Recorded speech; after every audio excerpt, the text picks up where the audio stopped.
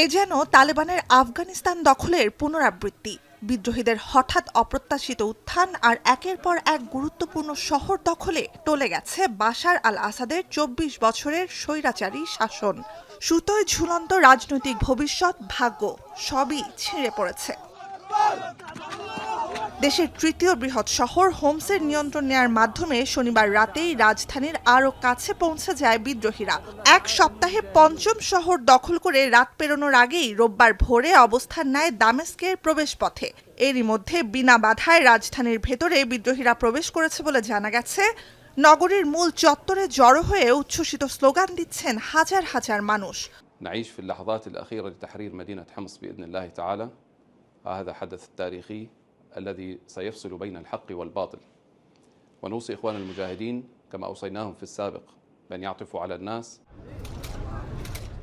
এরই মধ্যে রাজধানী ছেড়ে পালিয়েছেন সিরিয়ার আড়াই দশকের প্রেসিডেন্ট বাশার আল আসাদ। বিবিসি সহ বিভিন্ন আন্তর্জাতিক সংবাদ মাধ্যম বলছে, অজ্ঞাত গন্তব্যের উদ্দেশ্যে বিমানে চড়ে দামেস্ক ছেড়েছেন তিনি। জ্যেষ্ঠ সেনা কর্মকর্তাদের বরাত দিয়ে আসাদের দামেস্ক ত্যাগের খবর নিশ্চিত করেছে বার্তা সংস্থা রয়টার্স। যদিও কয়েক ঘন্টা আগেও আসাদ রাজধানী ত্যাগ করেননি বলে দাবি করে প্রেসিডেন্টের কার্যালয় এবং মিত্র ইরান। ফ্লাইট রাডার ওয়েবসাইটের তথ্য, বিদ্রোহীদের রাজধানী দখলের খবর আসতে শুরু করার পরই আসাদকে নিয়ে দামেস্ক বিমানবন্দর ত্যাগ করে একটি সিরীয় বিমান। আসাদের শক্ত ঘাঁটি বিবেচিত সিরিয়ার উপকূলীয় অঞ্চলের দিকে যাত্রা শুরু করলেও কিছুক্ষণ পরই ইউটার্ন নিয়ে বিপরীত দিকে যেতে থাকে।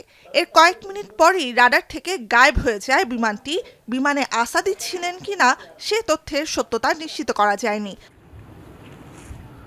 জানা গেছে, শনিবার মধ্যরাতেই রাজধানীর মাত্র ১০ কিলোমিটার দূরে সেনা প্রত্যাহার করে পিছু হটতে শুরু করে সরকারি বাহিনী। বিভিন্ন সামাজিক মাধ্যমে প্রকাশিত ভিডিওতে দেখা গেছে কুখ্যাত সাতনায়া কারাগার থেকে মুক্তি দেয়া হচ্ছে কয়েক হাজার বন্দীকে।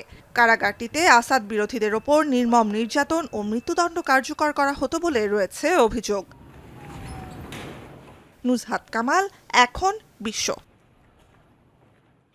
একনল হ্যান্ড ওয়াশ 100% প্যারাবেন ফ্রি, তাই নিরাপদ হাতের জন্য আস্থা রাখুন একনল।